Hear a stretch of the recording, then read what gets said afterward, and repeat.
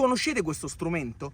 Questa è la bilancia, serve per pescare e per noi è una di quelle che viene considerata pesca tradizionale e oggi pescheremo proprio con la bilancia.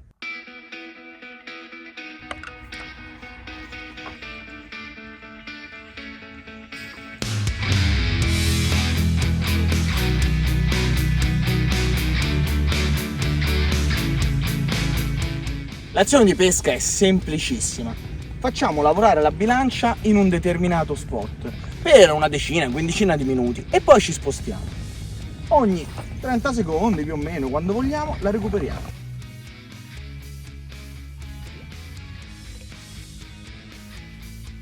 Oggi sono andato a pescare in un canale di acqua dolce collegato al mare, dove si trovano cefali, spigole, ma anche altre specie.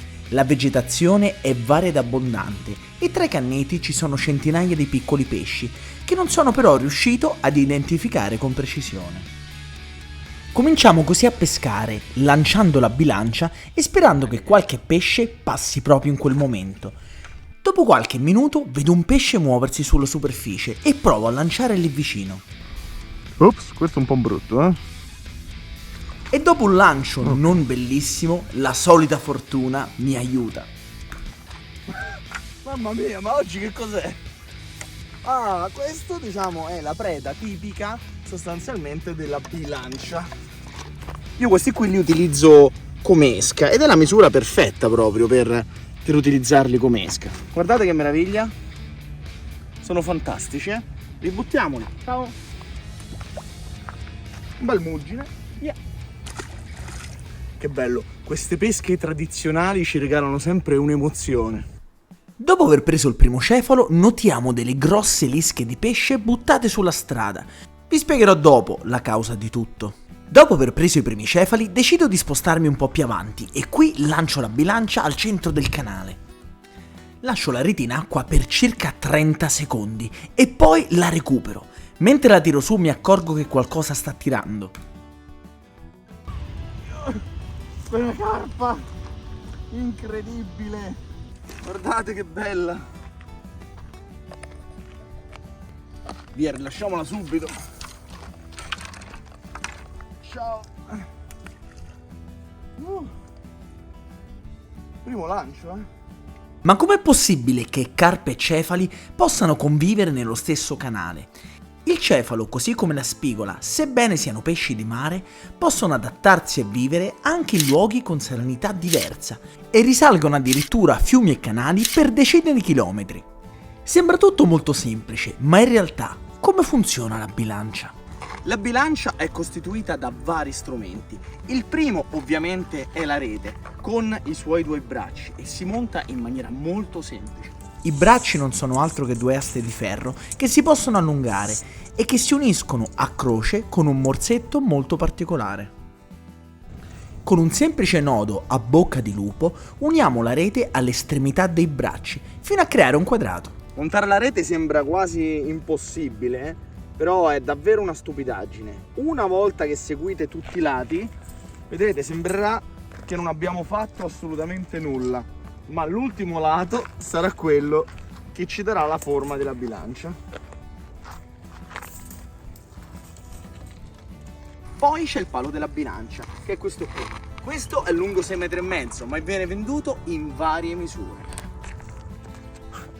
Se vedete questo bianco è perché mi si è aperto un barattolo di vernice e mi è caduto in garage, quindi è tutto normale. Il cordino passa tutto all'interno del palo della bilancia e deve fuoriuscire dalla punta per un paio di metri. All'estremità, con un moschettone, colleghiamo poi i bracci con la rete. Come funziona la bilancia? Molto semplicemente, tramite il braccio andiamo a mettere la rete dove vogliamo pescare, in un canale, in un fiume, nel mare, dovunque vogliamo. E se i pesci passano, noi saremo in grado di recuperarli. Tuttavia, per farlo senza spaccarvi la schiena, io ho fatto delle piccole modifiche che mi sono state consigliate dai pescatori locali. Prima di tutto ho creato con bruttissimi materiali di recupero questo pedale. Come vedete è costituito da un asse di legno. Questo era il supporto di una ruota, di quelle che si comprano in qualsiasi negozio di ferramenta, e un tubo in PVC. All'interno di questo tubo inseriamo il palo della bilancia, in modo che possa fare questo lavoro qui. e qui sopra poggiamo il nostro piede. Questo serve a scaricare la forza della bilancia non sulla nostra schiena, ma praticamente su questa struttura. E lo facciamo tramite questa sorta di scala a pioli, che deve essere lunga più o meno quanto metà del palo della bilancia, e lo attacchiamo praticamente al centro. Quando lanciamo la bilancia, con questa scaletta recuperiamo la nostra rete, la nostra bilancia, scaricando il peso nel tubo. Tutto molto semplice, vero? Ma ora continuiamo a pescare. A proposito, se non lo siete, iscrivetevi al canale e mettete un like. A voi non costa nulla, ma a noi dà davvero una grandissima mano. Avete visto? C'è stato un movimento enorme nell'acqua. Penso fosse un grosso cefalo. Vediamo se riusciamo a prenderlo. Ma perché i cefali, gli altri pesci, riusciamo a prenderli in questo modo? Perché quando la bilancia cade, crea delle onde sonore, movimento. Loro sono curiosi, vanno da tutte le parti e li prendiamo.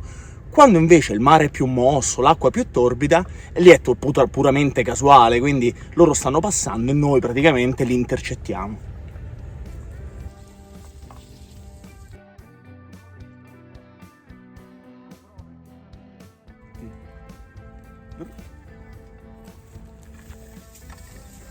Anche questo è un bel cefalo, come gli altri che non vi ho mostrato che avevo preso prima. Questa pesca mi piace tantissimo perché i pesci non li feriamo minimamente, quindi quando li ributtiamo a mare sono perfetti. E la stessa cosa succede nella pesca con rezzaglio, cioè tutte pesche nelle quali non utilizziamo degli ami e quindi non feriamo minimamente il pesce.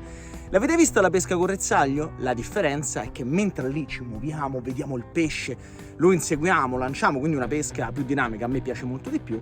Questa pesca è un po' come l'uovo di Pasqua, non sai mai quello che ti capita. Però è sempre interessante, avete visto? È capitata anche la carpa. Incredibile, eh? Una volta trovato il punto giusto e fortunatamente anche all'ombra, riusciamo a pescare un cefalo dopo l'altro, senza troppa difficoltà. Ma le sorprese non sono finite ed è l'ultimo lancio che ci regala la sorpresa più simpatica. Che cosa è successo? Eccoci qua, l'ultimo lancio, abbiamo preso una mini carpa, ragazzi.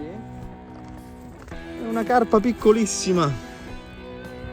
Ora per toglierla senza danni la tiriamo così. Un piccolo bacetto. Mua! Grazie principessa.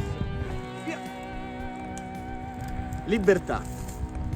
Come avete visto, oggi spero di avervi insegnato una pesca tradizionale, molto semplice da fare, però vi dico la verità, anche molto divertente. Mi raccomando, questo tipo di pesca ci consente di rilasciare i pesci senza averli minimamente feriti.